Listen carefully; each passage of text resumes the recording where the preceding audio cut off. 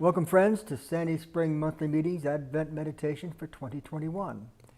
This year we've chosen to read All Creation Waits, The Advent Mystery of New Beginnings by Gayle Boss, illustrated by David G. Klein, published by Paraclete Press. A new meditation will be posted to our YouTube channel each day from December 1st through the 25th. We invite you to listen to the daily meditation and take a few moments to reflect on its meaning for your life.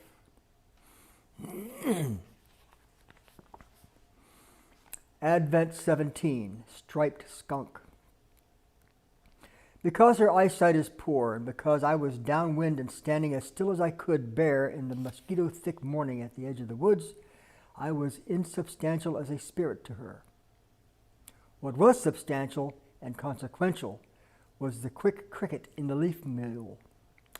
She thrust her pink-tipped nose into the leaf litter, tossed it aside, and pounced.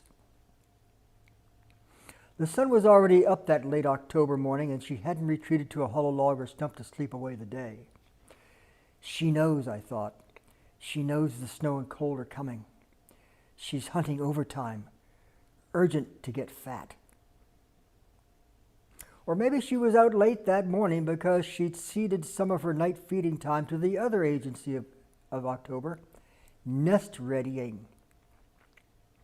All the rest of the year she beds in the hubbub above ground.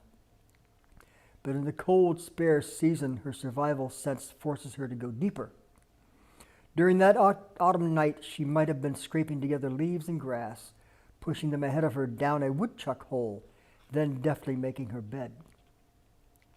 No matter if the chuck was there, gentle as she is, she happily shares the den with him, and anyway, awake or asleep, he stays in his chamber at the den's far end, leaving the rest to her and her sisters. A quiet soul, she prefers to make her way through the world alone or with her kits. But when winter begins nipping at her shoulder, she compromises. She may have scraped, pushed, and shaped a full bushel of leaves and grass into a nest precisely to her liking.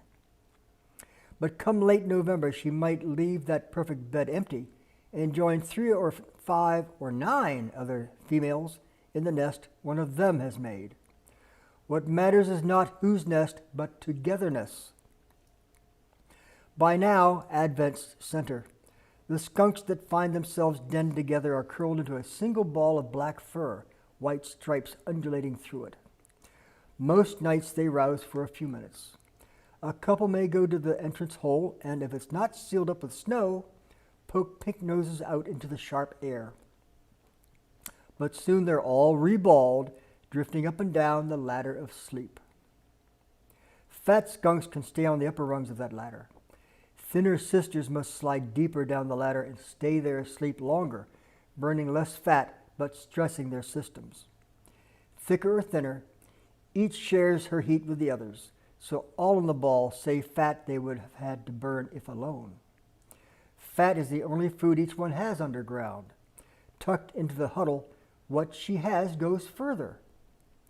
And not only to sustain her single life, the several new lives she wants to make when winter ends can only take hold and grow in her if she has enough of herself left.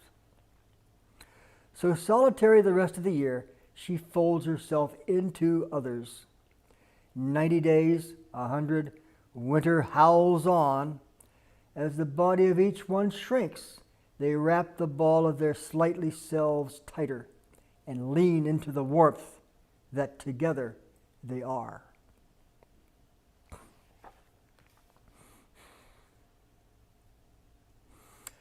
For more information about Sandy Spring Friends Meeting, Paraclete Press, or Quakers in general, please see the links in the description below.